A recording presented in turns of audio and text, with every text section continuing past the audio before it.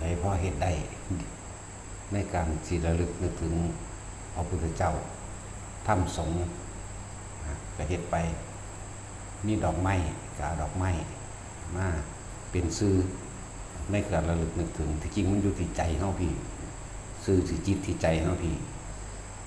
มีดอกไม้มีของหอมมีธูปมีเทียนอิหยังก็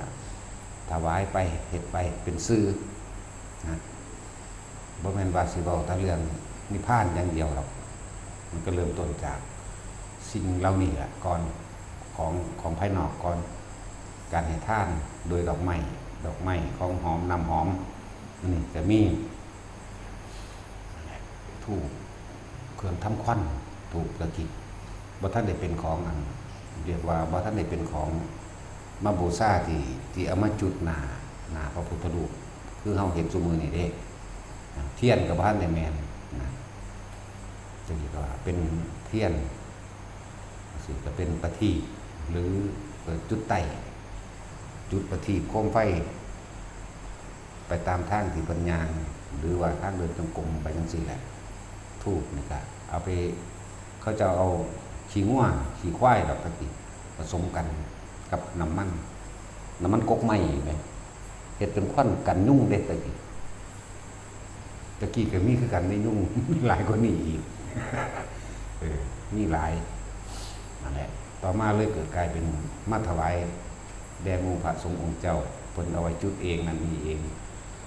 เลยเกิดมาเป็นว่าเฮามาจุดต่อหน้าพระประธานมันทั้งธูปทั้งเทียนแหละทั้งดอกไม้เลิกเกิดกลายเป็นขันห้าขันพวกนั้นยังเป็นขันปลอมอยู่เด้เข้าใจว่าล่ะขันหามีหยังแน่ดอกไม้หาคู่ธูปหาคู่เทียนหาคู่มันเป็นขันปลอมอยู่เด้ตะกี้มันเป็นสัญลักษณ์เครื่องสื่อสารถึงพระพุทธพระธรรมพระสงฆ์ซื้อดอกในเมื่อมันมาแล้วค่ะบ่เป็นหยังก็เฮ็ดไปนั่นแหละอย่างน้อยเป็นเครื่องระลึกเป็นตัวแทนสื่อระลึกนึกถึงบางคนบ่มีหยังมากอะดอกไม้อันนึงก็ดีใจคือจังเอียนน้อยๆที่มันเปลี่ยนง่วนนั่นแหละได้ดอกไม้ดอกหูสากดอกเหลืองๆใหญ่ๆดอกมันก็ดีใจพูดนี่เป็นปลายสมัยของพระพุทธเจ้ากัสสปะทำตัวเพราะแต่ได้ดอกไม้ดอกหูสากดีใจเพิ่มฝ่าวไหลง่วงไปบ่ได้เบิ่งทางงูกัดตายซ้ำแต่ว่าใจมันซื้อไปพุ่นแล้วเด้นี่จิตสุดท้ายก่อนที่สิตายมันคิดไปแล้วมันคิดว่าแล้วมันย่านคำมันต้องเดินทางไปหาเจดีย์สิเอาดอกไม้ไปบูชาเจดีย์มันก็ตายก่อนแต่ในขณะที่ตายมันก็ยังคิดถึงอยู่คิดถึงพระเจดีย์พระธาตุเจดีย์ของพระพุทธเจ้าองค์นั้นพอดีตายว่าเดียว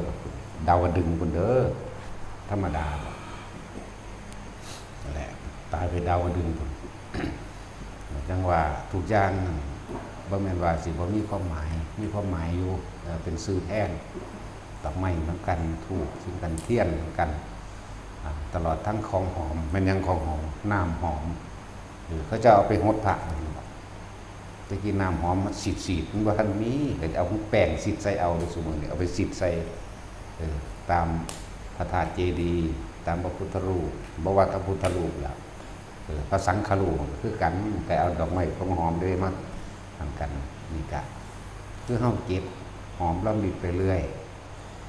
กว่าสิถึงวันนี้ได้ตะกี้เฮากะมีการถ้าสิเว้าเรื่องสมัยตะกี้ก็บ่ได้ขอให้ร่ำให้รวยอีหยังดอกส่วนมากจะขอดวงตาเห็นธรรมใส่บาตรเข้าทัพพี่เดียวกับสร้างพระคุณเจ้าได้รู้ธรรมเป็นธรรมประการใดขอพระเจ้าจงเป็นผู้มีส่วนแห่งธรรมนั้นเถิดฝังก็ว่าขอเป็นปัจจัยให้ถึงซึ่งพระนิพพานเถิดจังซี่นั่นแหละตัวมันมีพวกแปลกปลอมบวชเข้ามาในพุทธศาสนารุ่งเรืองพวกอื่นๆที่เป็นหมอผีหมอสูตรพวกองค์การม่นเรียกว่ามนแช่งน้ำอย่างนี้แหละบวชเข้ามาแล้วก็เลยเอาเชื้อมาปนเขาเพื่อให้เกิดลาภสักการะมันเลยเคลือบแฝงมาเลยจนเท่าปัจจุบันนี้ได้มีการดูดวงและมีการขายยาจังสิก็มี ปรุงยาแต่งยาเพื่อสิเรียกศรัทธาหรือหาเงินนั่นแหละสั้นแล้วก็พวกถือเทพถือพรหมมามีมาตะกรก็เลย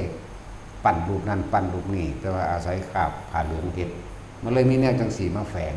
เฮาเลยบ่ได้ทำตรงในเมื่อมันมาแล้วก็นั่นแหละจังหวะให้พวกเฮาเลือกเอาจะมีการพวกถือเทพถือพรหมตะกี้เลยการสร้างเพราะพรหมสร้าง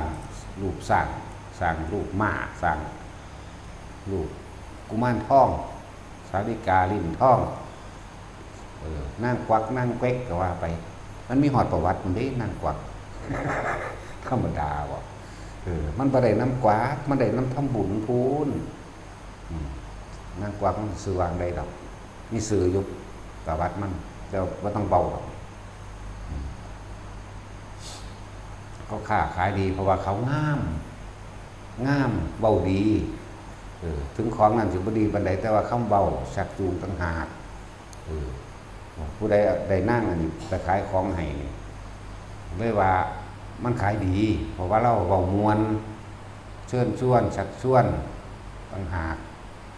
สั่นแหละเลยเป็นประเพณีเฮ็ดนั่งกวักนั่งเปิดมามันก็มีประวัติอยู่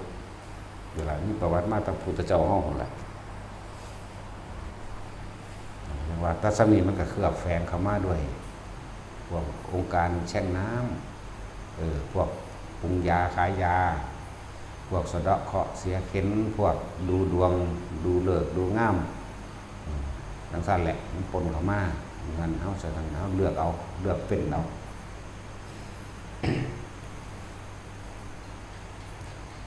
จังว่าสะสมไปเรื่อยๆยังก็ดีแต่ว่าเอามาเน้นเรื่องถ้าเป็นท่านก็จะท่านเพื่อสังสมจะท่านยังเปรตท่านยังคนทุกข์คนยากท่านยังคนหิวท่านด้วยความโลภท่านด้วยความอยากท่าน5 บาทเนาะอยากได้ล้านจังซี่นั่นแหละท่านยังเปรตท่านจะขอนั่นขอนี่เป็นนั่นเป็นนี่เอานั่นเอานี่เด้ส่วนมากมันจะไปจังซี่100%ล้านเปอร์เซ็นต์อยู่แล้ว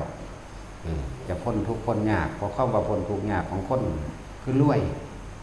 อยากรวยอยากมียศถาบรรดาศักดิ์อยากมีอาชีพที่มั่นคงการเงินการงานที่มั่นคงมันเลยฟังทางบ่ออกฟังบ่เข้าใจแต่ก็พวกเครือแฝงแนวมื้อนี้มันหลายในหมู่บวชเข้ามาภิกษุบวชเข้ามาแล้วก็มาหาเฮ็ดพิธีนี่แหละอยากได้หยังขอเอาเด้ออธิษฐานเอาเด้ออันนั้นจังสั่นอันนี้จังซี่สวดเท่านั้นจบสวดเท่านี้จบเด้อสิได้แบบนั้นสิได้แบบนี้มื้อนี้สวด5จบมื้อนี้สวด7จบก็ว่าไปนั่นแหละมันเลยบ่ได้ทำตรงมันหลายกว่าผู้เพิ่นนำความจริงออกมาแสดงนำธรรมความจริงมาแสดงบัดนี้ได้เฮ็ดกันเป็นประเพณีมาแล้วสืบต่อกันมาแล้วเลยเป็นของที่ต้องอธิบายกว่าสิเข้าใจได้งัดกันอยู่พอแห้งนะเป็นแต่ละโตนี่ดอกผู้เพิ่นอธิบายธรรมความจริงจักมันบ่แม่นพ่อบ่แม่นแม่จังได๋จังสิสะอ่อนแม่หยังเนาะยังไปอธิบายอย่างเขาบ่ได้นิพพานมั้ยเนาะหลายอย่างว่าพวกเขาสะสมไปเรื่อยๆคือพระเหตุเดียวนี้อานิสงส์ที่พวกเขาบ่ค่อยได้ยินได้ฟังปานใดอานิสงส์อันนึงที่หาประมาณเลยคือการปลูกต้นไม้เป็นหัวใจของโลกเลยเด้อเป็นแหล่งอาหารเป็นแหล่งน้ำโอ้สารพัดเต็มอยู่นี่อันนี้ต้นไม้ล่องโลกนี่บ่มีต้นไม้มึงรู้เอาแม่ไปบางเขตที่มันบ่มีก็เลยก็พวกประเทศที่มีทะเลทรายหลายๆมีคนอยู่บ่ล่ะทั้งสั้นแล้วนั่นแหละ ต้นไม้เป็นอานิสงส์หาประมาณบ่ได้ปลูกต้นไม้เสริมขุดน้ำบ่อศาลาก็ว่าไปพาเหตุนี่แต่ว่าบ่ให้แวะข้างทางเด้เฮานี่ตั้งจิตตรงอย่างเดียวบ่ว่าสิทานกับทานเลยบ่หวังผลได้ทานบ่มีจิตผูกพันในผลทานบ่ได้สังสมความอยากได้อยากดีอยากมีอยากเป็นใดๆทั้งสิ้นอย่าไปทานอย่างเปรตอย่าไปทานอย่างผีทานด้วยความโลภมาทานอย่างเปรตทานเพราะว่าอยากได้นั่นอยากเป็นนี่ ท่านไปขอไปทางสั้นท่านด้วยความโกรธก็มีท่านด้วยความหลงก็มีหลงคุ้มมวยวัดอยู่แล้วล่ะบางที่พระดีก็มีแต่ว่าให้ท่านด้วยความโกรธนะมีแล้วมันมีหลายบทในตำรานะ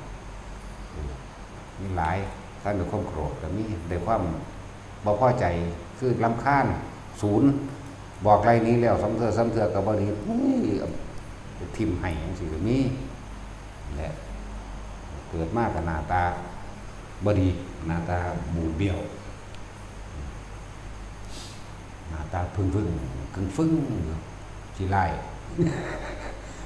สั่นแหละมีเวทมันท่านด้วยความโกรธ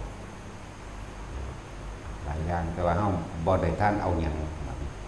บ่หวังผลในท่านบ่มีจิตอุปาทเพราะมุ่งท่านตรงอย่างเดียวคือท่าน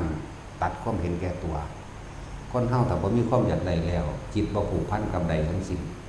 ความคิดของเฮาไงภาพสัญญาต่างๆบ่ได้ไปไว้ท่านนี่เพื่อจะให้ร่ำรวยเป็นเศรษฐีแบบนี้มีรถแบบนี้มีบ้านแบบนี้มีทองคำแบบนี้นี่แหม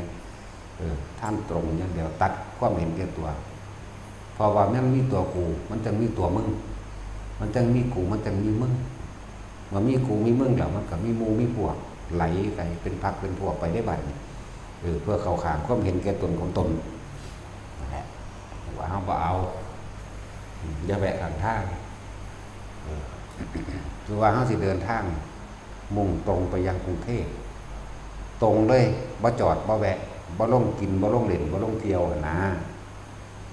การปฏิบัติก็เหมือนกันบัดนี้การปฏิบัติก็เหมือนกันเวลาเฮาเข้าสู่ลมหายใจแล้วอาการนิมิตต่างๆก็เกิดขึ้นมั่งปีติต่างๆก็เกิดขึ้นมั่งหลายๆอย่างนั่นแหละ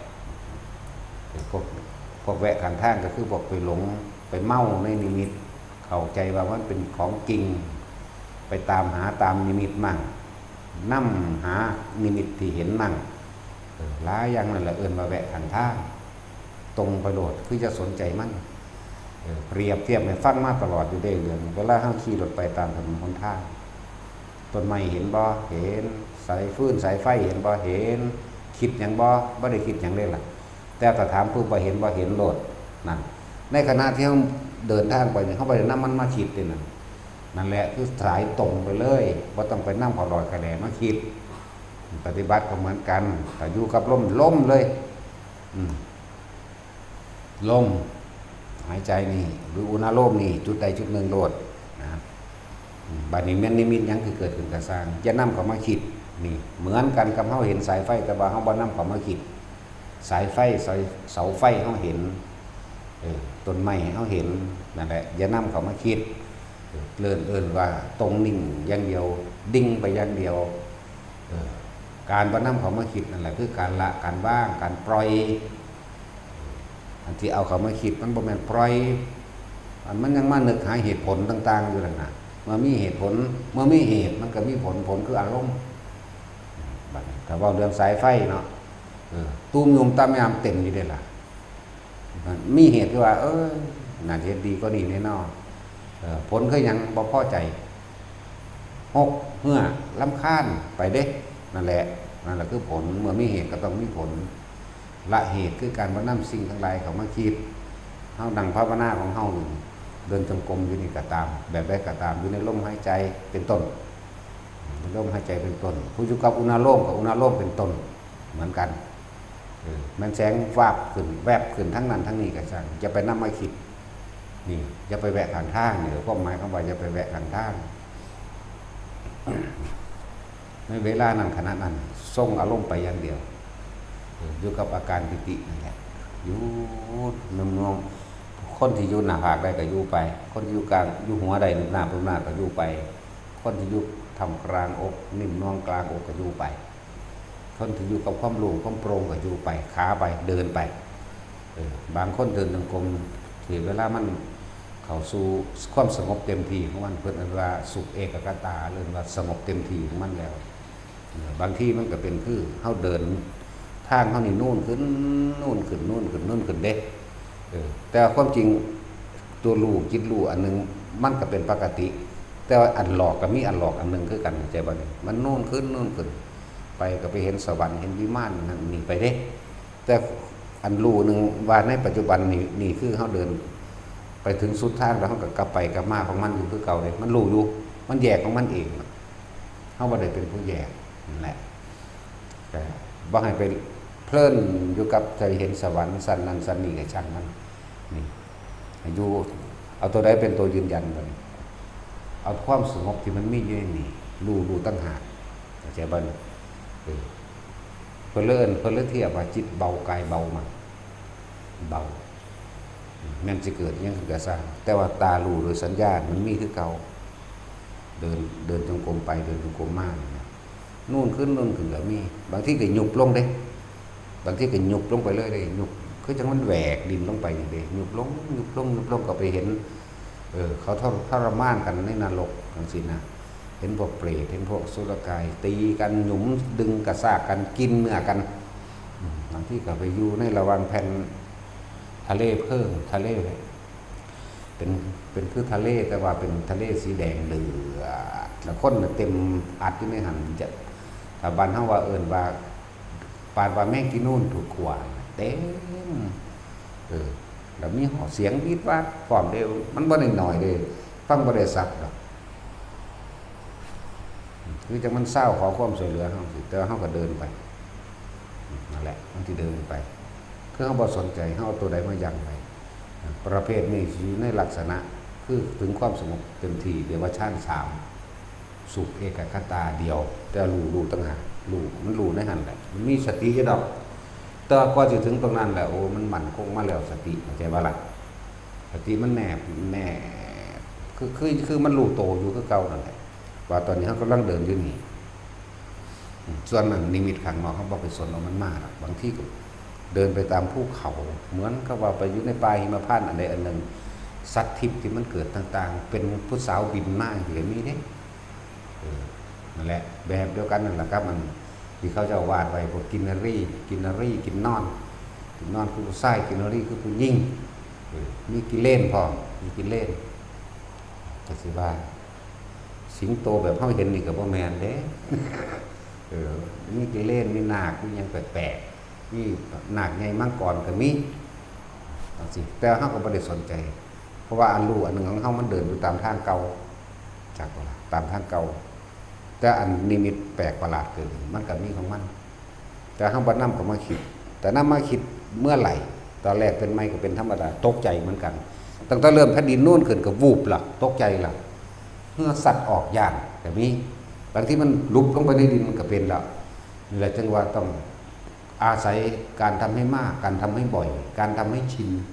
ทำให้มากทำให้บ่อยทำให้ชินแล้วมันก็ค่อยๆรู้ไปของมันสิจับทางได้เองถ้าเฮ็ดที่มันเป็นมาแบบนี้บ่ต่ำกว่า100เทื่อเด้กว่าเฮาสิจับทางได้อันดำ10เทื่อจะเพิ่งถามเอาซะก่อนอยากบ่ล่ะอันคนเป็นเทศเดียวสำดีว่าดีบ่เป็นคิดเอามาถามเอาคำตอบว่าซั่นเนาะจังซั่นแล้ว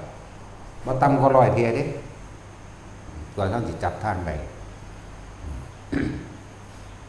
แล้วอีหยังที่สู่ความเพียรของเฮาได้เดี๋ยวว่าล่ะ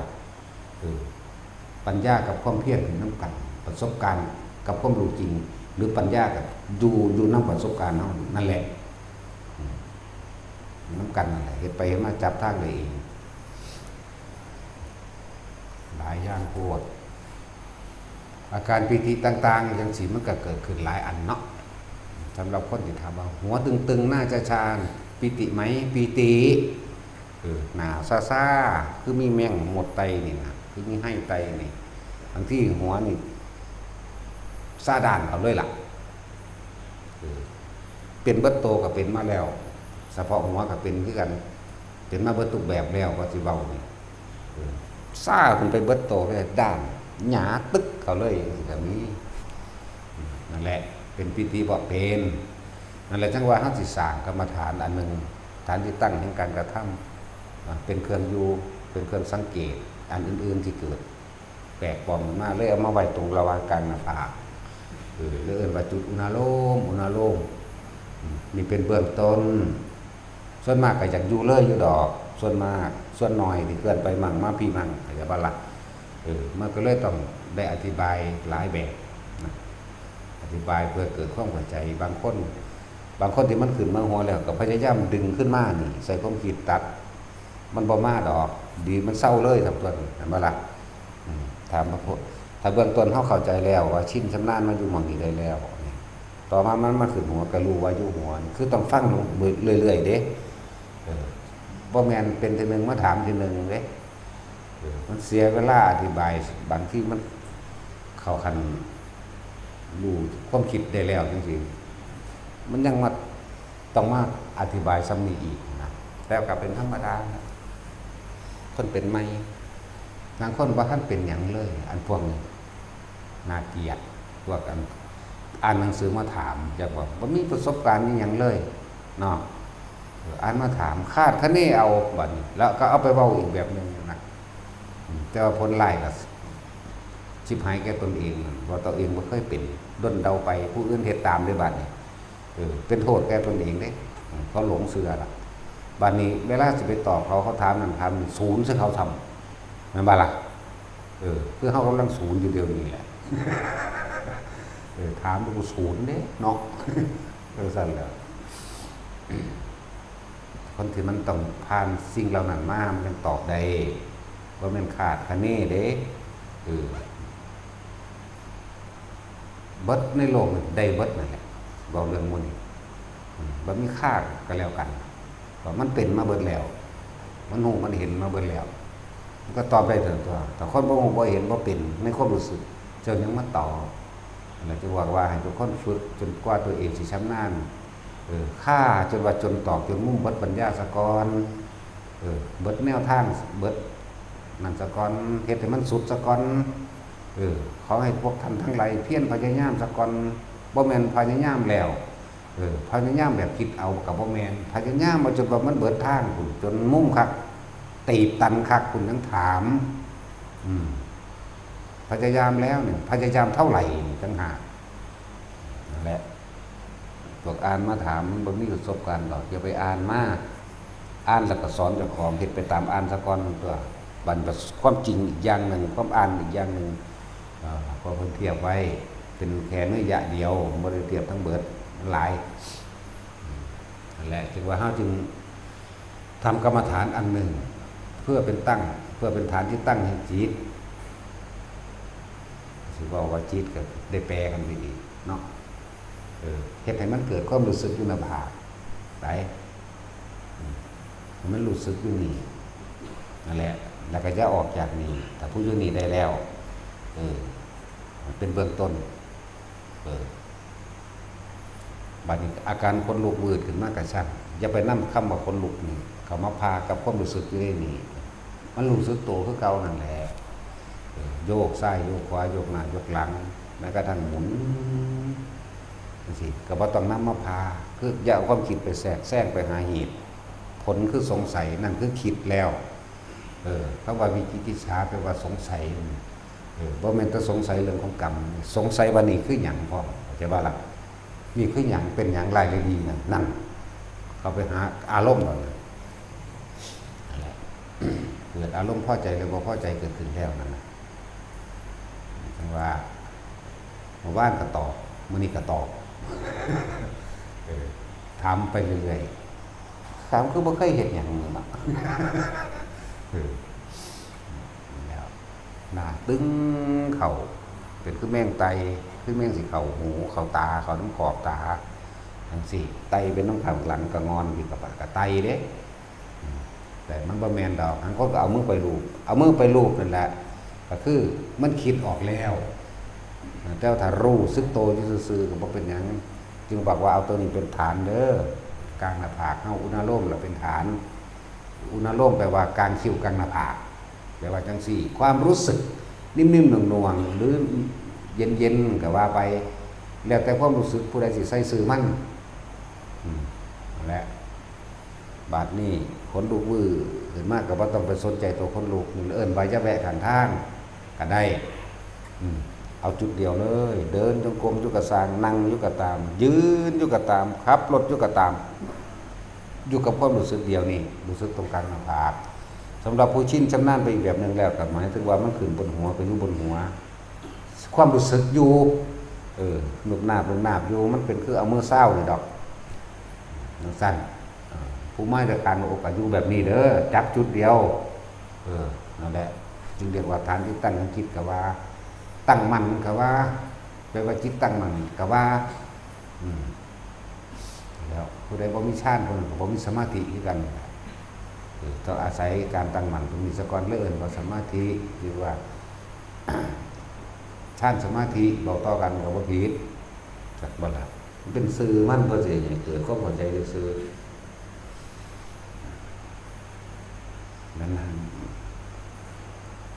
เว้าให้เนื้อยะเดียวแต่ว่าผู้ใดเป็นแล้วก็อธิบายบ่แห้งก็อยู่หน้าผากนี่อันที่เฮานั่งแสงนั่นแสงนี่ปุ๊บๆพับๆมันเห็นไปหอดทั้งหลังมันเด้เข้าใจว่าล่ะมันเห็นไปหอดทั้งหลังเป็นว่าขึ้นเป็น2แสง3แสงกระซางอย่านำเข้ามาคิดให้ทำความรู้สึกอยู่ตรงนี้ตรงเดียวมันเห็นอยู่หูมันได้ยินเสียงยังกระซางบ่ต้องนำเข้ามาแต่เฮาคิดเมื่อไหร่ความกลัวเกิดขึ้นหรือความกล้านี่กล้าแล่นนี้แหละกล้าก็กล้าเพราะกลัวนั่นแหละคิดว่ากูสิสู้จักบ่ล่ะถ้าบ่คิดมันบ่มีกล้าและกลัวพอใจไม่พอใจเกิดบ่ได้เด้จักว่าอารมณ์เกิดบ่ได้เด้บางทีก็เป็นคล้ายๆกับฟองที่เฮาเป่าสบู่เป่าแฟตนะเป็นกลมๆหลายๆอันหลายๆใหญ่หน่อยแล้วแต่จังสิบ่ต้องนำเข้ามาคิดดอกนั่นแหละเสียงมันมีทุกรูปแบบบางทีก็เสียงคล้องจากไกลๆมาม้วนดอกคล้องก็มีเสียงสีซ้อก็มีเสียงการเล่นระนาดตลอดทั้งเป็นเครื่องบรรเลงเต็มวงด้วยก็มีเฮายินอยู่ลักษณะนั้นบางคนก็บ่ได้คิดว่าแต่ของเป็นสมาธิเด้บางคนบ่ได้คิดว่าแต่ของตั้งว่าถ้าฝนตกดินแน่มีโลดเสียงอันนั้นอีอูมาสีซ้อหรือว่าเล่นระนาดเป็นวงของวงอย่างนั้นแหละมวนยุบเป็นประจำดับแนวมันอยู่กันเลยแต่เขาไม่ได้สนใจบางที่เป็นคนยางพานบางที่คือจังห้ามนั่งอะไรนึงเป็นคือจังขางหางตาแต่หันเบิ้งปุ๊บมันหายเลยสักครู่นึงก็กลับมาอีกนั่นแหละคือสงสัยความคิดออกก็เด้งเรื่องเดียวไปเบิ้งหันว่านั่นแหละบางคนมันเห็นสำนักแบบนี้ก็เลยว่าปล่อยเลยอย่านำเข้ามาคิดแต่คิดแต่ก็สงสัยแล้วก็อยากเบิ้งอยากรู้ว่าเหตุผลใดแก้คือแก้คำว่าจะแวะขางทางนี่คือคำว่าขางทางโดยภายในแล้วขางทางโดยภายนอกก็เกี่ยวกับอธิบายว่าเข้าไปกรุงเทพเข้าจะไปแวะลงหันลงนี่ก็ไปโลดเดี๋ยวเบิ้งนั้นเดี๋ยวเบิ้งนี่ก็เบิ้งไปซื่อๆนั่นแหละจะนำเข้ามาคิดตรงไปกรุงเทพอย่างเดียวอย่าแวะโคราชแต่พวกมาจากอุบลตรงมาผ่านอำนาจก็จะลงอำนาจเด้มันสิหลงอำนาจมันไปเบิ่งไหนมาถึงเลยแต่มันเป็นบาอำนาจหลงอำนาจเราเนาะเป็นว่าสัตว์เป็นตัวตรงไปโลดเหมือนกันมีปฏิบัติปฏิการเหตุท่านคือการอาหารจะสรุปเป็นห้องที่อยู่อาศัยตลอดทั้งการทุกอย่างท่านจีดินจีดอนหรือว่าสั่งเจดีย์มั่งวิหารมั่งยังมั่งกับว่าต้องไปหวังผลของมันดอกนี่หรือบอกให้แบกทางเป็นการปฏิบัติกับมันกันนิมิตต่างๆเพราะว่าจะเป็นนิมิตในรูปในรสในกลิ่นในเสียงก็แล้วแต่กายแวะขันทางที่จะนำเข้ามาคิดนั่นเองบัดนี้อาการปิติซึ่งมันเป็นของภายในเหมือนกันปิติห้านี่เข้าไปจะแวะขันทางก็เหมือนว่าเลิกว่าให้ตั้งฐานที่ตั้งให้จิตตัวนี้ฐานที่ตั้งคือความรู้สึกเอาความรู้สึกเดียวในเนื้อเดียวเนื้อสองคือว่าถ้าผู้อยู่เทิงหัวก็อยู่โลดถ้าผู้อยู่นี่ก็อยู่โลดจะออกใช่ว่าล่ะบ่ได้แม่นบังคับให้มากขึ้นตามที่เพิ่นว่านั่นเป็นเบื้องต้นเบื้องต้น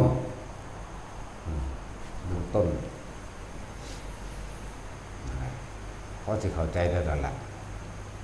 เดี๋ยวนี้อยังอื่นแทรกคนลุกสู้ซ่าขึ้นมาเบิดแข้งเบิดขาวืดขึ้นมาถึงแม้ว่ามันสิชาด้านเลยก็สร้างอยู่นี่แต่คนชินแล้วสิอยู่นี่จะบ่คิดหยังนั่นเดี๋ยวมันก็หายไปเองดอกจักว่าล่ะโตไม่สิเขามาแทนความรู้สึกไม่สิเขามาแทนด้วยบัดนี้เกิดดับฟังเข้าใจบ่นี่คำว่าเดี๋ยวมันก็หายดอกมันเกิดขึ้นเองมันก็เศร้าเอาเองที่มันบ่หายเฮาตกใจหรือเฮาสงสัยนั่นมันหอดเลิกสมาธิออกเลยคือบ่ตั้งมั่นเข้าใจว่าล่ะนั่นแหละแต่คนลุกวืดขึ้นมาลุกนิดหน่อยมองได้เหลือเนื้อกระตุกหนังกระตุกเนื้อกระตุกแขนขาหน้าหลังแล้วแต่ก็บ่ต้องนั่งมาคิดเนี่ยโยกสั่นทรายนี่ของมันอยู่ในโตว่ะนี่พวกนี้ไก่อยู่จุดเดียวผู้อยู่ในอุณโลมก็อยู่อุณโลมโหลดทำความรู้สึกอยู่กับมันเลยผู้อยู่ลมก็อยู่ลมโหลดผู้อยู่อุณโลมก็อุณโลมโหลดผู้อยู่หัวก็อยู่หัวโหลดหมายถึงความรู้สึกความคิดจะออกจากบางนี้นะความรู้สึกนะแล้วความรู้สึกอื่นสิพาเข้ามาโยกสั่นทรายนี่ครับมันรู้สึกโตอยู่ดอกแต่ห้ามอยู่หม่องเดิมคนลุกวื้อแสงผู้วาบหรือเห็นคนเหาะเดินอากาศยังก็แล้วแต่เห็นผีเห็นเปรตหรือเป็นคือตัวเองลอยไปตามอากาศก็สร้างก็บ่ต้องไปน้ำมันแต่ว่าอยู่ในความรู้สึกนี้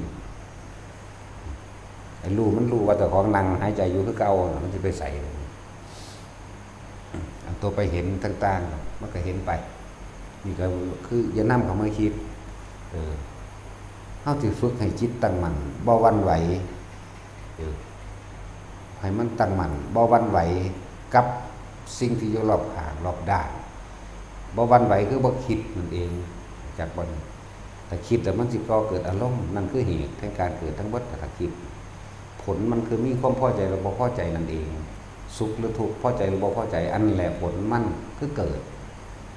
เฮาสิเฮ็ดบัดนี้ตัวแทรกด้วยปัญญาคือตัวเห็นว่าเกิดกับดับมันเกิดขึ้นเองมันก็เศร้าเอาเองได้ล่ะแม่นบ่ล่ะคนลุกวืดมันเกิดมันบ่ลุกอยู่ซั่นดับบัดมือบัดเว้นบัดคืนบัดชีวิตนี่มันบ่ลุกอยู่ซั่นแม่นบ่ล่ะนี่ไงให้เข้าใจคำว่าเกิดกับดับในอาการความรู้สึกทางนี้คนลุกก็ลุกอยู่ซั่นอันนี้เศร้าอันนี้เกิดแล้วอันนี้ก็เศร้าเลยดับโยกว่านี่โยกซ้ายโยกขวามันก็โยกซ้ายโยกขวาแล้วมันเกิดมันก็ดับเลยล่ะบ่โยกตลอดแล้วก็แสงสว่างหรือเห็นนั่นเห็นนี่ก็ซะก็บ่ได้เห็นยุ่งสั้นตลอดเดี๋ยวมันก็เกิดกับดับแน่ให้เข้าใจนี่แหมนั่นแหละแต่เห็นจังซี่แล้วมันก็แค่เกิดกับดับมันรู้ว่าเกิดกับดับมันอยู่ในนี่ดอกมันสิอยู่ในรูนี่แหละมันเลยบ่หวั่นไหวแต่ฝึกจนดีแล้วชินแล้วก็ความว่าทุกอย่างนั่นแค่เกิดกับดับแน่ยอดแห่งความรู้ทั้งหมดสรุปลงว่าเกิดดับอนิจจังอนัตตานั่นเองทุกข์สิมาจากไสอนิจจังอยู่หน้าอนัตตาอยู่หลังถ้ารู้ต่อท่านนั่นแล้ว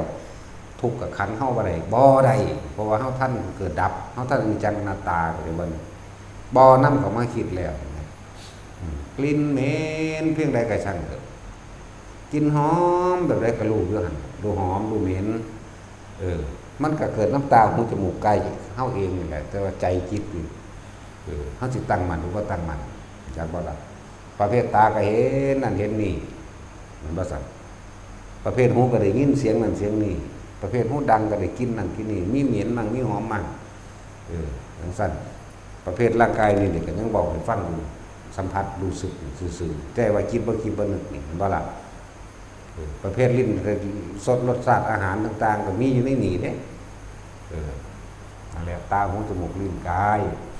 แต่จิตไม่คิดไม่นึกนะมันก็ความรู้สึกพอใจได้ไม่เกิดไม่ได้พบดับเพราะว่าเฮาบ่หวั่นไหวอย่างเช่นว่าพุทธสารโรกธรรมเมจิตตังยสนะกัมปติอโศกังบริชันเขมังเอตมังคารุมตมังจิตที่ถูกโลกธรรมกระทบแล้วย่อมไม่หวั่นไหวนี่เห็นบ่นี่ว่าตั้งมั่นตัวจิตที่ถูกโลกธรรมกระทบแล้วโลกธรรมนอกโลกธรรมในคิดเอากระทำนอกเขาด่าเขาว่าเขายกเขาย่องเขาลาบเสื่อมลาบเขาหยดเสื่อมหยดสุขหรือทุกข์จังซี่ถ้าบ่กระทบแล้วมันบ่มีหยังอย่างจากบ่สุขก็บ่มีทุกข์ก็บ่มี ลาภก็บ่มีเสื่อมลาภก็บ่มีตาเห็นว่ามีอยู่แต่ว่าในนี่มันบ่มีมันบ่นำเข้ามาก็จะบ่ลาภมันบ่เกิดอยู่จังซั่นก็จะบ่ลาภเลยตาก้อยนี่ใครแน่วัตสั่งคนไปซื้อเนาะตาสินมันก็บ่มีหยังจักอย่างเลยว่าจิตที่ถูกโลกกระทำกระทบแล้วไม่หวั่นไหวก็เรียกว่าเป็นมงคลอันสูงสุดเป็นเบาเรือนมงคล38นั่นแหละมันก็เป็นการคำว่ามันก็เป็นนิพพานสัจจิกิริยาเอตมังคารมุตตะนังนั่นแหละนิพพานบ่หวั่นไหวกับสิ่งทั้งหลายทั้งปวงสิ่งเข้ามากระทบกระทั่งมันนั่นแหละนั่นแหละว่าฝึกไปเรื่อยๆฝึกนี่คือฝึกบ่ให้คิดออกนั่นแหละเขาว่าบ่หวั่นไหวก็เลยว่าเอาทางตรงอย่างเดียวโลดอย่าแหวกทางทางเดี๋ยวพากันมั่วแต่ไปเพลิดไปเพลินเขาบอกว่าเพลิดเพลินบ่เข้าใจเวลาเฮากันว่านั่งเมื่อนั่งร้อยถ้าเว้าจังซี่คนสิเข้าใจอยู่ดอกเวลาเฮาเฮ็ดอันใดอันหนึ่งมาผิดหวังเมื่อร้อยกูเฮ็ดผิดอีหยังจังเฮ็ดใส่กูจังซี่นั่นแหละว่าเพลิดเพลินหลงมั่วเมาแล้วเพลิดเพลินจักว่าอันนั้นละว่านันทิราคะเปิ้นไปนันทิราคะมันพอใจกับรูปรสกลิ่นเสียงกับคนผู้นั้นว่านี่เขาป๋าถิ่มอย่างว่านี่โศกเศร้าเสียใจในผู้เดียวมือลอยเนาะแท็กซี่ทั้งสั้นแล้วเคยเป็นอยู่บ่มึงทั้งสั้นแล้วถ้าว่านั่นนี่มันเป็นคือกันก็รู้สึกเดียวกันมันก็ว่ากันง่ายนั่นแหละมาเปิดเพิ่นแต่สิว่านันทิละเลยมันก็บ่เข้าใจนันทิราคะสหคตาตัตระตตาราภินันทินีเสยยะถีทางกามาสวาภวาสวาวิชาสวาภาจิตาโคปนะรู้วะรู้หามหยังจะเอาหยังมารู้กูจออยู่จังสิก็ยังพอแห้งอยู่เนาะกูจออยู่คำเสนออันสิไปจอหยังมีแต่ก็จอใส่เหมือนก็จอใส่ผู้นี้ก็จอใส่ผู้นั้นผิดผู้นี้บ่ดีเนาะกูจออยู่ในใจของพอแห้งแต่กูยังพอแห้งอยู่เด้นี่สั่นแล้วจออยู่ตลอดคำว่าเพลิดคำว่าเพลินก็คือมือลอยนั่นเองคิดถึงอดีตเก่าๆถึงมือลอยไปบ่ฮู้เมื่อตัวเด่นนั่นหูจักบ่นี่บ่รู้สึกโตเลยเด่นนั่นน่ะทั้งที่บ่ทันตายนี่นั่นแหละเอิ้นว่าคนเฮานี่เป็นเปรตก่อนบ่ทันตายเป็นสัตว์นรกก่อนบ่ทันตายเป็นเดรัจฉานทั้งที่บ่ทันตายนี่เข้าใจว่าลาวันนี่ขนาดมาวัดอยู่ก็เป็นเปรตเด้เนาะเห็นยังก็อยากได้ไปเบิดนั่นแหละเปรตขนาดท่านยังขอนั่นขอนี่เป็นนั่นแหละเปรตแม่นว่าละบาดทั้งสั้นตัวมันเป็นก้อนที่สิตายได้มันสร้างภพไว้ก้อนนี้สิตายอยู่เด้ความคิดปรุงแต่งหลักเกิดอารมณ์ใครอยากนั่นแหละผู้อยากได้แห้งๆนั่นแหละมาแล้วก็ต้องไปพูดถึงพวกบ่มาพวกบ่ฟังนั่นนี่เลยซ้ำไปนี่ก็ต้องไปพูดถึงเลยอบายเบิดนั่นแหละพวกบ่มาพวกบ่ฟังพวกบ่แยกแยะพิจารณาตามใจเจ้าของคิดตามสิ่งที่เจ้าของเป็นนี่ก็น้อมเข้าตนเด้สิบอกให้ถ้าพวกบ่แยกแยะในตนเองนี่บ่รู้เลยเด้ก็ต้องไปพูดถึงอันนำบ้านๆที่ว่าบ่มีการฝึกหัดภาวนาอีหยังนะบ่ล่ะมันก็ตั้งเป็นตัวแล้วก็เว้าเสงกันยิ่งยังเว้าอวดกัน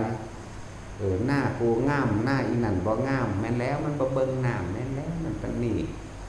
มันบ่ใส่ปุ๋ยเจ้าบางที่กันหน้าเจ้าคืองามแต่เจ้าใส่ปุ๋ยสูตรใดเนาะไปแล้วก็เว้าอวดอ้างลูกเต้าเล่าหลานเจ้าของเองบางคนก็เว้าพื้นลูกหลานเจ้าของก็สำนั้นเนาะเว้าพื้นกันเองแน่เว้าพื้นพี่น้องมันนั่นแหละบางคนก็เว้าอวดผัวบางทีก็เว้าพื้นผัวเนาะส่วนมากมันคืออย่างนั่นแหละเพลินจากบ่เพลินนั่นแหละมั่วเมาอย่างว่าล่ะทั้งสั้นแล้วแต่ว่ามาวัดกับมาตีคู่หมู่อื่นกันนั่นแหละแต่ว่าหาดอกไม้ขึ้นหน้าพระประธานหรือขึ้นหิ้งพระโต๊ะพระจังซี่เนาะโต๊ะหมู่บูชาอีนั่นเฮ็ดบ่ดีเลิศ เบิ่งกันหน้ามันเฮ็ดจังได๋โดด ปฏิหมู่เด้เอามาใส่หยังแนวนี้เฮ้ยโยนถิ่มซ้ำจังซี่ก็มีแล้วบ่เงียบสงสร้างวงสร้างพวกหมู่ภิกษุนักบวชทั้งหลายก็เสงกันคือกันเด้เอามั่นไปมั่นคือกันเด้เพราะว่าเป็นตาสแตกนั่นว่าล่ะคือจังซั่นแล้วบ่มีการอบรมบ่มีนิสัยก่อนที่สิบวชบ่ได้ฝึกดัดนิสัยสันดานพร้อมเนาะแต่ว่าสันดานว่าเฮาด่าเด้สันดานแปลว่าใจสันดานแปลว่าความเคยชินของสูงเลยว่าสันดานจังว่าล่ะนั่นแล้วขันธสันดานบ่เข้าใจเด้นั่นว่าเฮาด่าเด้ถ้าด่าก็ด่าโคตรพ่อโคตรแมงพี่จังแม่นด่าเนาะพอแมงบ่สั่งสอนนี่ว่าด่าเมาอยู่เอากันบวชแม่นบ่ล่ะแทงเราให้กันมักย่องไปเลยเด้พวกแห่อ้อมโบสถ์ก็แห่เข้าไปเข้าไปจังซั่นแล้วผิดแต่ที่แรกแล้วมันจังได๋มันสิไปได้มีหยังติดกระดุมเม็ดแรกผิดไปแล้วเม็ด2 3 4 5 6 7 8ผิดเบิดตัวแม่นบ่ล่ะจังซั่นแล้วผิดพุดตั้งแต่ผูกแขวผูกแขนมีหยังก็ว่าไว้ตั้งแต่เอาผ้ามาสวดให้อยู่แน่เขาไปแล้วก็พากันเป็นบ้าของขังเนาะคือเฮาไปเห็นเนี่ยผมบ่เคยไปจักเทื่อได้ปฏิบัติแต่ว่าหังหูอยู่บางพวกก็ไปหาขายของขัง6 ทุ่มแล้วข้าวต้มมาแล้วก็กินไปบางพวกก้อยเลยใครเนี่ยแต่เป็นก้อยเฮาบ่เฮาก็มักก้อยกวงคักนักก็สิก้อยกวงก้อยฟ้านเนาะก้อยงัวก้อยควายแต่เป็นงัวพันธุ์บ่แซ่บอ่ะแต่งัวไทยพี่ปอนแซ่บสังใส่เพียอ่อนเด้แต่เป็นก้อยมานี่ใส่เพียอ่อนบ่ได้เราบ่เคยไปดอกแต่หังหูตั้งแต่นี้ยังพากันเห็นทั่วทีทั่วแดนเลยปริวาสจริงๆมันก็คนละอย่างกันถ้าว่าเฮาบ่รู้ว่าเด้นะบ่รู้ผู้สิเว้าได้หรอกถือว่าสู้ไปเฮ็ดหยังแน่นั่นซั่นแล้วเป็นงานจัดหาเงินซื้อดอกมันมีหยังบาดนี้พวกมันเป็นบ้าเสื้อคำโฆษณาก็ว่าพระเขาปฏิบัติด้วยบุญว่าเด้ปฏิบัติคือพระติดคุกเด่นติดคดีเด่นจักว่า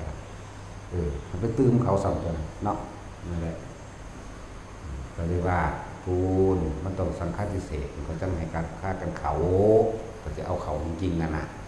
แล้วก็อยู่ผู้เดียวพร้อมแล้วถ้าหมู่สงฆ์20 รูปสิว่าเอ้าเจ้าอยู่ผู้เดียวจะเก็บมือเด้อเจ้าเฮ็ดแบบนี้จะเก็บมือเด้อสิเอาอาหารนำไปส่งดอกหรือหยังก็ว่าไปตัวเนาะแล้วแต่กติกามันก็ละอย่างกันอยู่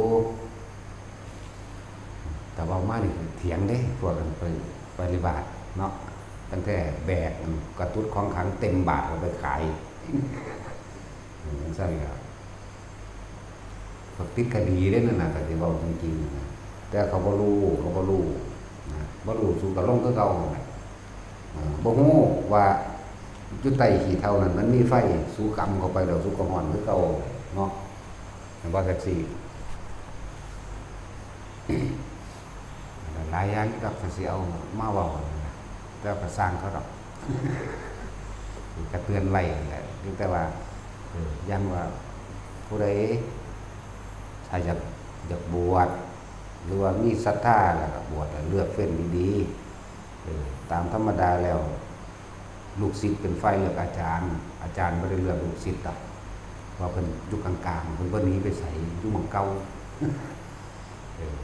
เลือกเฟ้นให้มันดีเลือกนี่ให้เลือกข้อวัดปฏิบัติเด้บ่ให้เลือกคนเด้นี่เพิ่นสอนมรรคมีองค์8เพิ่นสอนสัมมาทิฏฐิเพิ่นสอนอริยสัจ4เพิ่นสอนปฏิจจสมุปบาทเพิ่นสอนเหตุปัจจัยแห่งสัตว์ทั้งหลายเวียนว่ายตายเกิดเพิ่นสอนยุดเหตุไล่ผลเพิ่นสอนเรื่องนิพพานเลยนี่นะเลือกเอาเด้เขามาสำรวจตรวจสอบเบิ่งซะก่อนขอวัดปฏิบัติของเพิ่นเพิ่นบอกแล้วสิไปเฮ็ดหรือบ่ไปเฮ็ดก็เป็นเรื่องของเจ้าของเด้บัดเข้าใจว่าล่ะบ่แม่นว่าเพิ่นบ่เบิ่งเด้มันไปนำเบิ่งตัวอยู่นี่มันบ่ไหวมันเป็นร้อยแล้วเนาะยังเข้ามาในนี่ผ ว่าเพิ่นบ่เว้านำไปเว้านำทุกคนน่ะกูก็เมื่อยคือกันนั่นเนาะเว้านำแม่ของไผหรอกเว้าเป็นกลางเบิดนั่นแหละซั่นแล้วบอกแล้วเฮ็ดแบบนี้แต่ของบ่เฮ็ดเองสิไปโทษผู้ใดแม่นว่าล่ะซั่นแหละเลือกเอาดีสำหรับคนที่มีศรัทธาในการที่สิบวชถ้าจักให้มันเป็นบุญเป็นกุศลจริงๆศึกษาขอวัดปฏิบัติของเพิ่นศึกษาวินัยเป็นพระเหตุแบบใดมั่นใจแล้วจังบวชถ้าบ่มั่นใจบ่พอใจแล้วก็ไปหามาใหม่ตัวจังสั้นแล้วแหละอย่างนึงก็ที่ว่าถ้าสิบวชจริงๆน่ะแม่นพรรษานึงก็เป็นบุญมหาศาลกุศลมหาศาลถ้าเฮาเฮ็ดถูกต้องแล้วจากบ่ล่ะเป็นอุปนิสัยติดใจเกิดเป็นวาสนาไปในภายภาคหน้าสะสมมากขึ้นเกิดเป็นบารมีก็ถึงเรียกว่าอุปนิสัยบุญวาสนาบารมีที่สั่งสมมาจังสั้นและวินี้ที่ว่าผู้ใดมีความประสงค์ที่สิบวชนี่มันจะตั้งใจไว้3 เดือนหรือ4 เดือนพรรษาก็มาก็จะใส่ยังดอกพอต่างๆพอใจสิมาเลยพวกนึงกับพวกตั้งใจว่าสิมาแล้วสิบวชกันจังสิมากพากันมาได้แล้วบวชให้มันได้บวชก่อนเขาพรรษาตอนนี้มีอยู่แล้วละนาคก็ดีว่าจะว่านาคหรอกคนเป็นบ้าคิดไปหาพญานาคหมดผู้ต้องการบวชจนพากันมากกับมาได้แล้วเพราะแม่นจ่อมาเฮ็ดเอานิสัยแบบโลกเอาตามใจเจ้าของเด้คือกูมาฮอดกูสิบวชโลดนั่นแหละมันบ่แม่นแนวนั้นเด้อยู่เบิ่งพระแห้งเด้มันขี้ข้านหรือหยังคนขี้ข้านบวชก็มันก็ข้านแม่งคือเก่าแหละเนาะแต่คนมันก็มันนั่นแหละคนขี้ข้านบวชก็มาแล้วก็ข้านคือเก่าทำหนังสือก็บ่ได้บทสวดมนต์สาธยายก็บ่ได้สิไปเว้าหยังกับเรื่องไปเดินจงกรมทำสมาธิเนาะคนที่ข้านก็ข้านแม่งคือเก่าส่วนตัวนั่นแหละว่ามานี่เพิ่นก็เบิ่งเลยล่ะหนีเองก็หลายอยู่เด้ไล่หนีก็มีเด้เห็นว่าล่ะบ่ได้บวชก็มีเด้แล้วก็เบิ่งกันเนาะบ่เฮ็ดหยังบักอันนี้โอ้ยมันบวชก็มากับคือเขามาไหว้ยังได้ภาษาหมาขี้ข้านเนาะไปบอกให้เมื่อเอาคารถให้เมื่อให้พร้อมส่งคารถพร้อมท่านตัวนั่นแหละเพิ่นบอกแล้วเฮ็ดหรือบ่เฮ็ดก็เป็นเรื่องของเจ้าของตัวแต่ว่าเพิ่นบ่เฮ็ดนี่โอ้ยบ่ได้เสี่ยวกูดอกก็สิถามกันแล้วบ่กล้าอดเข้าเพราะ7 มื้อหรอกไปก็เด้อเนาะวายมัน40 กว่ามื้อลองเบิ่งหน่อยว่าหรือลากเลี้ยวมากกัดกินแมงบ่ตลอดมึงจักว่าคนหิวอีกอย่างนึงกับพระหิวขาคนเด้กินไปเบิดคือธรรมดาแต่ว่าก็บ่ไปผอมโซ่ขนาดนั้นเนาะมันก็มีอาหารทิพย์ของมันแน่อาการปิติเนี่ยมันอยู่ได้นำนั้นแหละจับท่านดีแล้วเข้าฮึบเข้าไปมันบ่ได้นะมันเรียกว่าหยุดเวลาแล้วเด้นั่นน่ะคือคนบ่หายใจหรือคือคนนอนหลับชั่วขณะนึงเด้ฟาดแล้วแม่บวกหลายมึงแล้วก็มีเด้ล่ะสั่นแหละคือเอาเฮ็ดเอาสำหรับผู้ประสงค์สิอยากบวชก็มาโลดบ่ได้มีค่าใช้จ่ายดอกมากับบัตรประชาชนนั่นแหละเพราะว่าเขาสิเอาบัตรประชาชนไปตรวจในโรงพักก็บ่แม่นว่าสิมาได้บวชเลยเด้ตรวจสอบเบิดเด้ว่ามีคดีติดบ่หรือบ่มีคดีหยังนั่นน่ะกำลังกันเอซ่าเรื่องร่างกินโนสิอามาพันเตอยู่ตำรวจมาจับเอาก็มีเด้ จับเอาในโบสถ์กันพี่เด้จังซั่นแล้วนัตถิพันเตอามะพันเตอยู่หั่นพอดีตำรวจมาจับเอาเลยก็มีเฮามีการตรวจสอบอยู่นักเลงขาคนมาบวชแต่ว่าพ้นคดีแล้วเฮาหังมักมันใจจักบ่ล่ะเอาไว้แต่ขาคนต่อยอยู่ผู้ใดมาก่อโกนอยู่ในนี่เนาะซื้อปืนในมันโหลดจังซั่นแล้วคนพ้นใจเขาเลิกเป็นคนดีแล้วดีไปเลยเด้เด็ดเดียวเด้แต่จะมาแย่เสือหลับเนาะ คนที่เขาย่อมหรือคนที่เขาอดทนแต่ว่าในความอดทนก็มีขีดจำกัดของไผของมันเด้เนาะเห็นว่าเขาบ่สู้อย่าให้สู้เด้ตายสั่นก็มีนั่นแหละหลายอย่างสำหรับผู้ที่อยากบวชกันพากันมาได้แล้วพากันมาฝึกหัดดัดนิสัยได้แล้วกับอีกอย่างหนึ่งก็มาเบิ่งเพิ่นนำตัวเนาะมาตรวจสอบเพิ่นนำตัวโอ้บ่แม่นดอกกูนี่ก็หนีตัวเนาะหรือว่ามาเลยบวชเอาเลยนี่ครับบ่ให้บวชมาเบิ่งซะก่อนแหละจังหวะผู้สิบวชเด้อสิมาก็มาได้แล้วก่อนเข้าพรรษาอีกเดือนนึงซั่นเนาะอีกประมาณเดือนนี่แหละนี่แหละ6ใส่บาทเดียวโลดบอกแล้วส่วนรับขอวัดปฏิบัติต่างๆก็บอกอยู่ได้ล่ะเริ่มต้นแรกตั้งแต่ตื่นเช้าบิณฑบาตนี่ครับบิณฑบาตเป็นวัดบิณฑบาตแล้วตั้งบาตรนี่สันแล้วล้างบาตรแล้วก็พากันว่าสันแล้วนี่ทุกคนต้องเข้าทางจงกรมเดินซะก่อนให้อาหารมันย่อยมันก็เห็นกายเบาคิดเบากายเบาแล้วก็เป็นผู้อดทนต่อการเดินทางไกลเป็นผู้มีอาพาธน้อยทั้งสันเทเดียวบ้องสันเทเดียวสันได้อาสนะเดียววางมือจากบาทแล้วก็สันอีกใช่ว่าล่ะนี่ก็บอกแล้วขอวัดก็ดีว่าขอวัดเป็นยังไงก็ดีหลังจากสันแล้วเก็บบาทเรียบร้อยแล้วให้เขาท่านจงกรมหรืออันใดอันหนึ่งจนกว่าจะถึงเที่ยงจังขึ้นนอนหรือพักผ่อนก็ดีหลังจากเที่ยงฮอดบ่าย3ลุกออกมาแล้วก็มาปัดกวาดตาดทำความสะอาดลานวัดวิหารเจดีย์ต่างๆหรือรอบบริเวณพื้นที่เจ้าของเองนะครับกลับไปเขาท่านกลุ่มหรือสิทำสมาธิอะไรหนึ่งก็แล้วแต่จนกว่าจะถึง5 โมงครึ่งก็มาทำวัดแล้วทำวัดจบแล้วจะต้องไปพักผ่อนนิดหน่อยรอเวลา2 ทุ่มคือจังเฮาเทศน์เรื่องนี้มาฟังจังซี่หลังจากนี้ออกไปแล้วเดี๋ยวบัดเทศจบแล้วพวกกันเนี่ยอุบาสกอุบาสิกาแม่ชีทั้งหลายกันนั่งอยู่นี่สักก่อนจัก30 นาทีออกวิทย์จาก30 นาทีจังลงไปปฏิบัติออกของไผของมันส่วนหมู่พระภิกษุทั้งหลายอยู่นี่ออกจากนี้แล้วให้ไปเดินจงกรมต่อบ่แม่นให้ไปนอนนี่คือข้อวัดสิเดินก็ตามสินั่งก็ตามสิสวดมนต์สัตยายบทใดบทหนึ่งที่เจ้าของบ้านกองก็ตามเฮ็ดได้6 ทุ่มจังขึ้นพักจังขึ้นนอนหรือว่านอนก็สร้างต่อไปเลยจนสอดแจ้งก็ตามนี่แต่ว่านี่คือบอกเวลาพัก6 ทุ่มขึ้นนอนถ้าเป็นผู้นอนดีตี 3ต้องลุกแต่ว่าลุกมาแล้วก็ให้ทำวัดเช้าเด้ทำวัดเช้ามันสั่นๆนึงดอกทำวัดเช้าทำแบบไรก็ทำวัดบรรตากก็เปิดเอาอะไรตัวทำผู้เดียวนั่นแหละเปิดหนังสือบายอยู่ผู้เดียวจบแล้วลงมาเดินจงกรมทำสมาธิอันใดอันหนึ่งก็แล้วแต่ตัดแจ้งมาพ่อมาปูอาสนะตั้งน้ำใสหรือว่าตั้งน้ำใสน้ำสันยังแล้วตั้งบาตรตั้งยังเดียวเราก็ล่อออกบิณฑบาตจนกว่าจะหอดรถรับบิณฑบาตมาก็ไปแน่มันก็เข่าขวบเก่ามาแล้วเดี๋ยวว่าละนี่คือขอวัดผู้จะคงจะขอวัดขอวัดปฏิบัติเดี๋ยวไปแต่นี่คือขอวัดมันให้เฮ็ดแบบนี้ส่วนบอกไปแล้วสิเฮ็ดหรือบ่เฮ็ดก็เป็นเรื่องของเจ้าได้บาดทั้งสั้นแหละ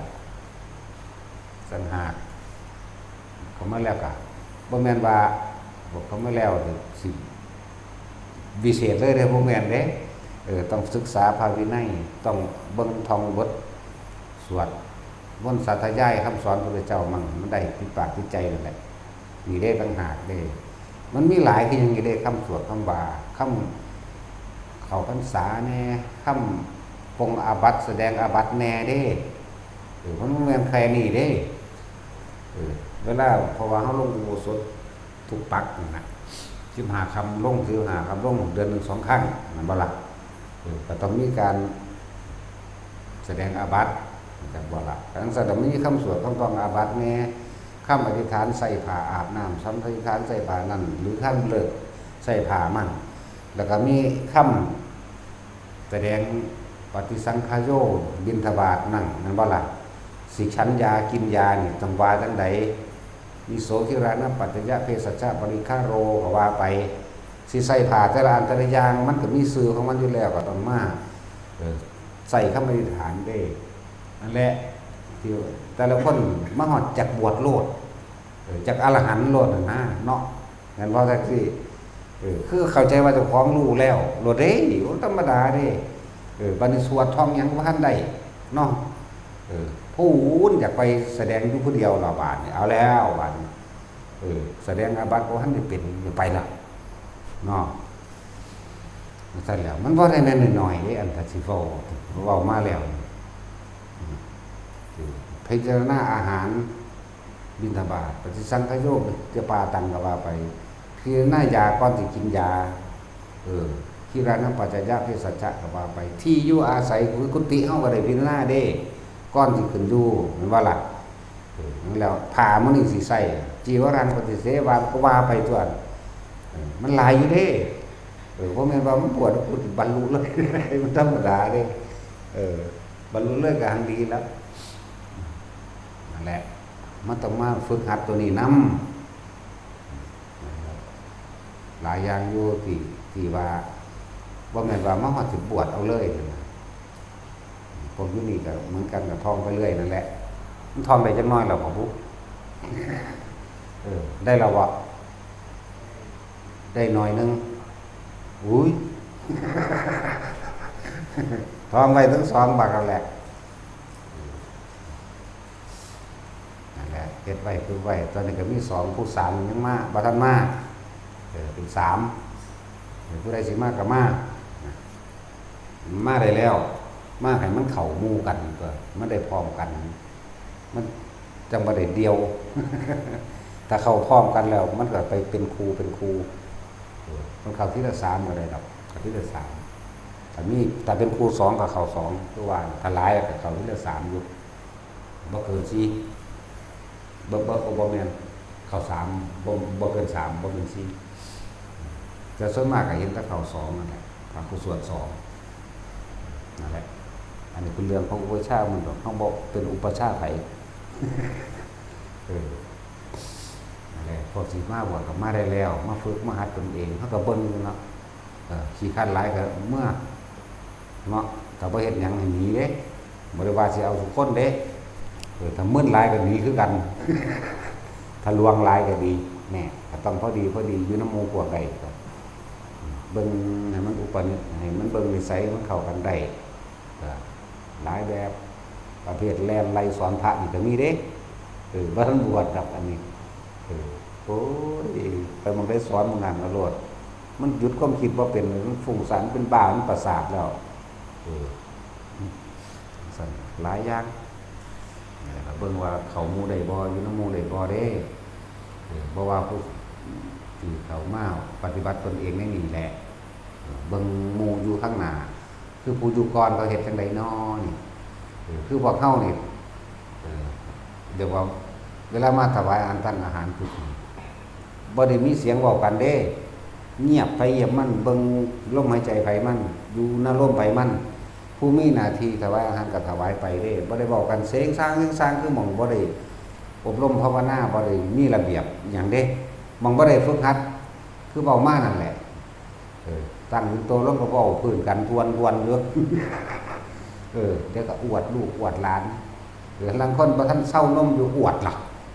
โอ้ยอวดหาโคตรพ่อโคตรแม่บ่ว่าทันเฮ็ดหยังอยู่เนาะหลานดีพุ่นอวดฮอดว่าฝันว่าจังซั่นมันฝันก็มาอวดกันเด้เขาทำนายว่าก็มาอวดกันเบิดนั่นสิอวดหลายกว่าผีเอ้ยเนาะพากันอวดอยู่บ้านก็ได้ดอกจะมาอวดอยู่วัด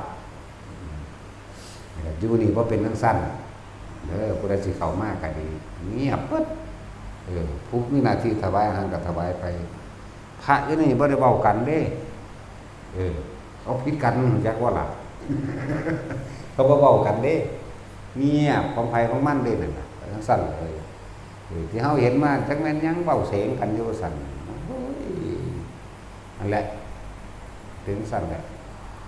แต่ว่าให้มาเบิ่งก่อนให้มาฝึกหัดก่อนเบิ่งเป็นตัวอย่างก่อนเพิ่นคือบ่เว้ากันเนาะคิดเอาแน่ล่ะเว้ยเนาะ ต้องใส่แล้วหรือเว้าแต่เจ้าของสิหลายคนที่เข้ามานี่บางคนก็โทรศัพท์เด้งๆบางๆไล่หนีก็ยังหน้าหยาบหน้ามึนบ่รู้เรื่องหยังเนาะว้ายมันสำคัญแม่งปานนั้นก็หนีแม่ก็ยังบ่หนีเด้เพราะว่ามันบ่รู้เรื่องเพราะว่ามันอ่านหนังสือก็บ่ออกขนาดเขียนไว้ว่าให้ปิดเสียงโทรศัพท์เนาะ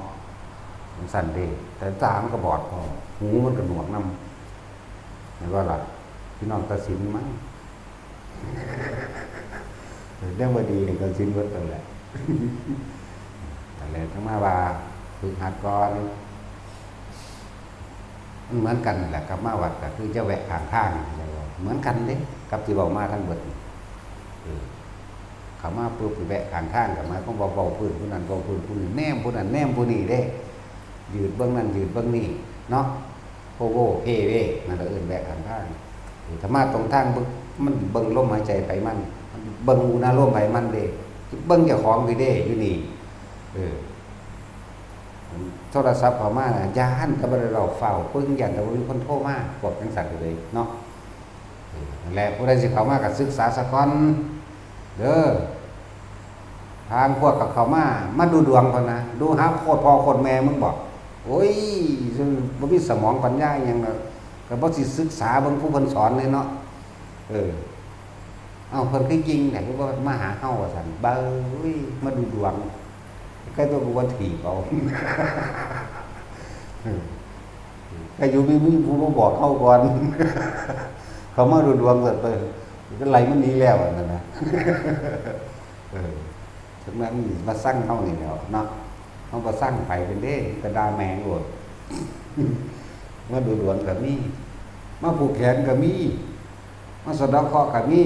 มาหาแม่มึงบอกมึงก็บ่สะเดาะกับพ่อกับแม่มึงบุญทั้งสั่นแล้วมาเอาน้ำมนต์ก็มีน้ำสระกูก็มีดอกมาหาคนขังก็ซื้อเอาซุ่มแล้วศึกษาก่อนแหน่ก่อนสิมาว่าเนี่ยสิเสียเวลาอีหลีเด้บ่ธรรมดาเด้ทั้งสั่นแล้วเสียจริงๆเด้ขันเว้านำเนาะเพิ่นคือบ่เว้านำเฮานะโอ้ยภาษาหมาเว้านำแมวบ่รู้เรื่องเนาะตัดสินต้องตัดสินแต่เว้านำได้ศึกษาก่อนเด้อไผสิมาว่าเพิ่นเว้าเรื่องใดเพิ่นแสดงเรื่องใดเพิ่นสอนเรื่องใดจุดหมายเดียวเด้บ่มาเกิดอีกเท่านั้นเด้บ่แม่นว่าสิเอาที่ดินมาให้เหยียบเด้เอาไปมากูสิเป็นฮอดในหน้าค่าที่ดินเอาโฉนดมาให้เหยียบบางคนก็อยากมีการเล่เรียนอีกเด้บาดว่าเขาบ่รู้อยากถวายอาจารย์เห็นมั้ยแล้วสิให้เพิ่นมอบให้คืนในความหมายเพิ่นกูเอาเลยเด้กูอย่ามาให้กูเลยสู้จักได้ขึ้นบาปสแตกหัวสู้อีกเด้เนาะแล้วคนมันดื้อด้านบ่ได้ห่วงบ่จักแมงหยังดอกเนาะจะทำท่าว่าถวายอาจารย์เพื่อสั่งอะไรฮู้รู้ว่ามันสิบ่เอาแต่เขาจะเอาคืนแล้วมันสิได้ขายความหมายเขาแล้วนั่นเด้เฮ้ยเอาโฉนดมาให้เหยียบหรือว่ามาบอกให้ขายให้ก็มีกูคงเลือกหลายเอาไปเข้าธนาคารคุณแต่จะได้เร็วๆถ้าจะขายไงสุก็จะขายแพงตัวขาย100เดียวก็ได้ตัวขายละ100สุก็ได้ขายตัวนี้มันให้กูไปเหยียบเป็นไงเฮาบ่เหยียบก็ยกตีนเฮาเหยียบเลยโอ้ยเหยียบไถหนีเพราะมันไปเหยียบเป็นไปได้ขายราคากันตัวนี้ดอกอย่ามาเด้อเด้จังซั่นเฮ้ยงั้นผมบ่เอาหยังแล้วยังว่าอยู่จังซั่นเด้อนั่นแหละบอกไว้ศึกษาแน่ก่อนสิมานั่นพากันมามันถวายนั่นนี่แล้วอาจารย์บ่มีน้ำยาดบ่ยังมาถามเฮาอยู่มั้ยใครต้องบ่ฝากของสูงขึ้นใส่หัวสูงนั่นยังสิหยาดน้ำแน่ยังสิผูกแขนแน่หวังพวกได้น้ำมนต์ก็มีโอ้ยเนาะวิสากูเลยมนต์อกโลกคนใดก็ได้ตัวของขังแล้วพากันไปซื้อเอาซุ่ม พวกเขาตัวขายของที่นั่นมันก็ไปสัวเขาแต่มันอธิษฐานขอได้มันรวยบ่เลิกมันหลุดเศรษฐีอีหลีมันสิขายให้สูบ่โง่หลายเนาะรู้ว่าเสือไสยศาสตร์มันดำสิเฮ้ยรถสมองหมาปัญญาฝ้ายมันสิมีว่าแมงไดมันเขาสิสร้างจรวดสร้างระเบิดนิวเคลียร์บ่คือยังเห็นยังได้ข่าวไอ้ยังเขมรใส่ไสยศาสตร์ท่านบุญสิงห์แม่ทัพภาค2มาสั่นนี่ตะล่าจะกองดาบใส่นี่น่ะตดใส่รถเด้อปันว่าเขาติดเสือได้ทั้งสัตว์เขามีผู้ป้องกันของเขาไปแค่เขาเป็นคนดีเขาเป็นคนมีศีลมีธรรมอันนั้นเราป้องกันเขาเองนั่นยังที่มาป้องกันได้ถ้าก็ยังบอกอยู่ใส่กูในเถินใส่กูในเถินอยู่พูดไปหาบอกอย่างนี้อูรูอีลี่อย่างมาอะไรก็มาก็ยังว่ามันบ่มีมันบ่แมนว่าพวกนั้นถึกใส่พวกนี้ถึกใส่เฮาว่าแก่จันโอ้ยเดี๋ยวกูจะเอาไฟจูดเอานั่นแหละแต่มันบ่มีแน่นอนสั่นเพราะว่าบ่ได้ฟังธรรมบ่ฟังความจริงสำหรับผู้คนแสดงมันบ่เชื่อจังเม็ดเลยนั่นสั่นบ่เห็นว่าผู้ใดสิใส่ได้ก็เชื่อเขาพากันมาบอกโอ้ยทำอะไรไม่ได้ก็มันบ่แม่นซุปเปอร์เซลเองเนาะจังสั่นแล้วยางสติ๊กยิ่งมันก็ได้อยู่นั่นแล้วเนาะและมีเว้าหลายๆอย่างทุกคนเอาไปคิดก็พวกสิมาจังซี่ให้มาเอาวิชาความรู้ทางรักษาตัวเองตั้งหากให้รู้จักบุญให้รู้จักบาปให้รู้จักสติให้รู้จักมรรคมีองค์8นี่คือมีคนถามจากว่าอยากให้อธิบายเรื่องมรรคมีองค์8บ่เข้าใจซั่นฟังดูเอาสมาทาน